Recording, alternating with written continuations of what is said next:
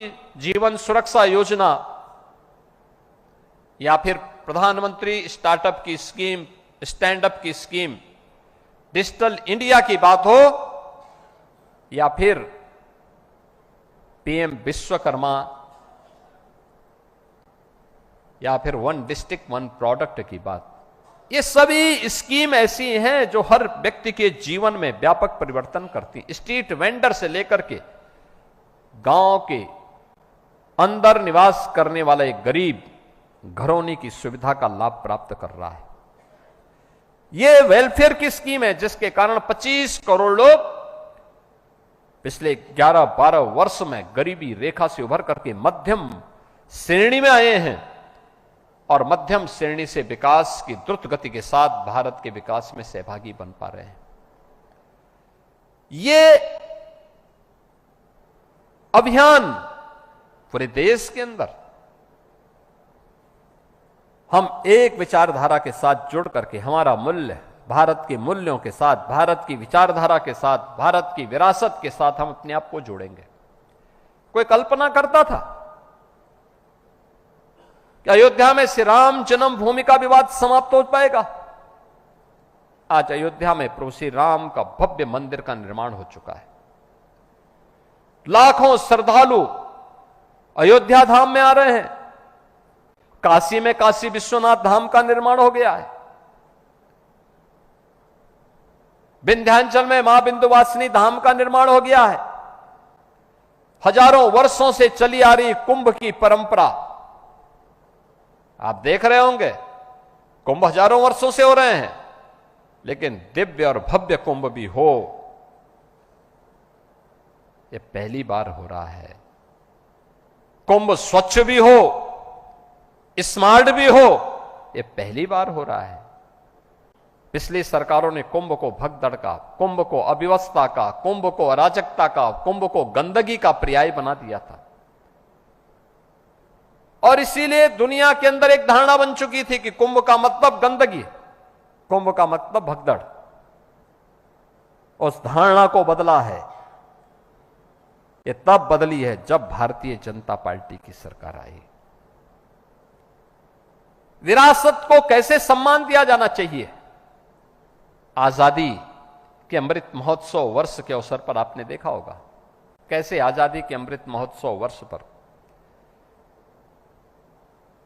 हर देशवासी को तिरंगा के माध्यम से भारतीय जनता पार्टी के नेतृत्व की सरकार ने यह नहीं कहा कि आप कमल के फूल का झंडा अपने घर में लगाओ। भारतीय जनता पार्टी ने कहा कि भारत के आन मान शान का प्रतीक भारत का तिरंगा हर घर पे लहराया जाना चाहिए। यही आजादी के अमृत महोत्सव वर्ष में प्रधानमंत्री मोदी जी का संदेश था, यानी दल से ऊपर देश।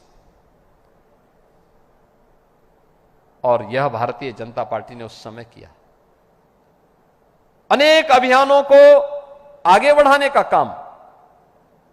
इस अवसर पर देश के सैनिकों के प्रति सम्मान का भाव पैदा हो। सैनिक स्मारकों को भारतीय जनता पार्टी के कार्यकर्ताओं ने सजाने संवारने का काम किया था। उनकी रंग रोगन करने की व्यवस्था की थी। यानी ये सभी वे मूल्य और वे आदर्श हैं जो अन्य दलों को भी जिनसे प्रेरणा लेनी चाहिए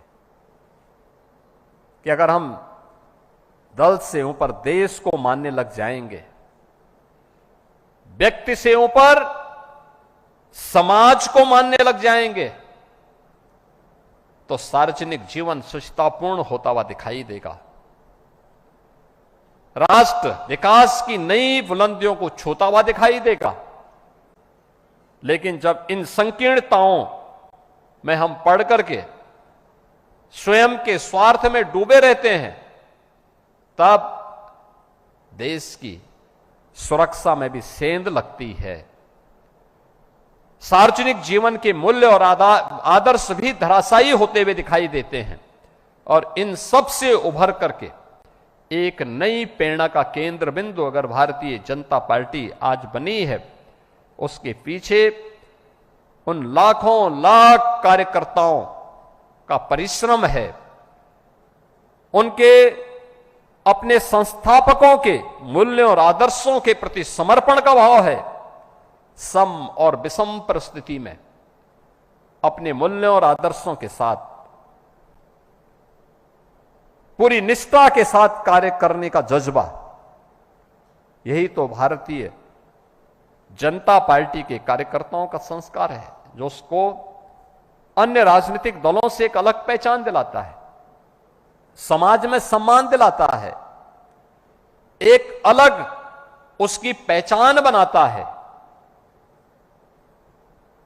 और उस पहचान के बल पर भारतीय जनता पार्टी का कार्यकर्ता समाज को या किसी सम और विषम परिस्थिति में उसको एक नेतृत्व देने का जज्बा रखता है। आज भी आप देखते होंगे, इस सदी की सबसे बड़ी महामारी कोरोना महामारी थी। कोरोना महामारी के दौरान आपने इस बात को देखा होगा, कैसे कोरोना के दौरान सभी राजनीतिक दल अपने अपने घरों में छुप गए थे। अकेले भारतीय जनता पार्टी का कार्यकर्ता सड़कों पर जनता जनार्दन की सेवा करता हुआ दिखाई दे रहा था। यानी उस समय भारतीय जनता पार्टी ने भी कार्यकर्ताओं के लिए एक स्लोगन दिया था कि स्वयं से बढ़कर के समाज है। और उस समय उन्होंने एक एक जनता जनार्दन की सेवा की, उनके हितों के लिए कार्य किया। बाकी दल कोई भी नहीं, पहली 2 वेव में तो एक भी अन्य राजनीतिक दल का व्यक्ति सड़कों पे नहीं था। सब लोग अपने अपने घरों में कैद हो गए थे। लेकिन भारतीय जनता पार्टी का कार्यकर्ता लगातार जनता जनार्दन की सेवा के लिए लगा रहा, कार्य करता रहा। संकट के समय ही पहचान होती है, कौन हित है, कौन मित्र, कौन दुश्मन है, और सही मित्र कौन है, इसकी पहचान उसी से प्रारंभ होती है। यह प्रशिक्षण शिविर भारतीय जनता पार्टी या भारतीय जनसंघ के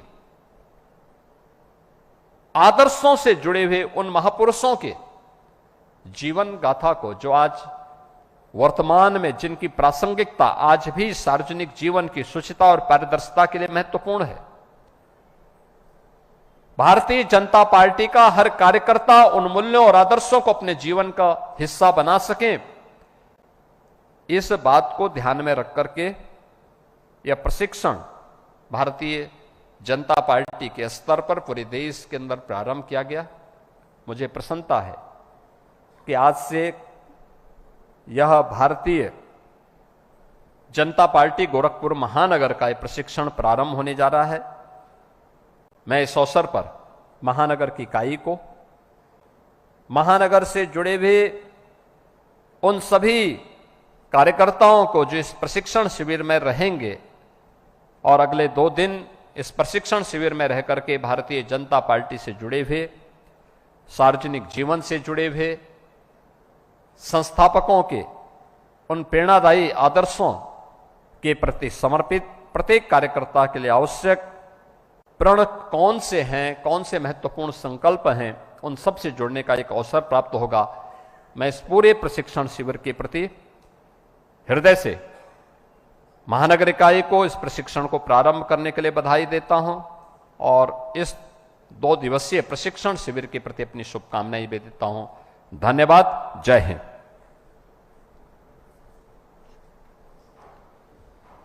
प्रथम सत्र, उद्घाटन सत्र, आभार ज्ञापन के लिए भारतीय जनता पार्टी गोरखपुर क्षेत्र के नवनियुक्त क्षेत्रीय अध्यक्ष सम्मानीय विनोद राय से आग्रह करते हैं कि आप आवें और प्रथम सत्र प्राप्त होने वाला है। मैं इस अवसर पर भारतीय जनता पार्टी की प्रदेश